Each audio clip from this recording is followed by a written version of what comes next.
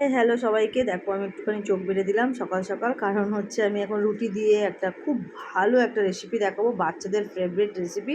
তো বাচ্চারা খেয়ে খুব খুশি হবে। তো সাইড দিয়ে এইভাবে রুটিগুলোকে কেটে নেবে, কাটার পর এরকম করে মিহি করে নেবে গ্রাইন্ডে দিয়ে, মানে মিক্সির গ্রাইন্ডেতে দেওয়ার পর আমি তোতলে যাচ্ছি, যাই হোক। তো এইভাবে করে গুঁড়ো করার পর একটু ড্রাই ফ্রুটসগুলোকে ভালো করে ছোটো ছোটো করে কেটে নেবে, বাচ্চাদের জানো তো দিতেই হয়। তো চিনি দিয়ে দেবে 1 চামচ দুধের মধ্যে, দেওয়ার পর এভাবে চিনিটাকে ভালোভাবে মেল্ট হতে দেবে। আর দুধের মধ্যে, যেই দুধের মধ্যে চিনি দিলাম তার মধ্যে একটু পাউরুটি গুঁড়োটাকে ভালো করে দিয়ে দেখো এইভাবে কালারটা চলে আসবে। এরপরে যেটা আমরা মিক্স করেছিলাম রুটির সাথে দুধটা, সেটা দিয়ে ভালো করে নাড়াচাড়া করতে হবে।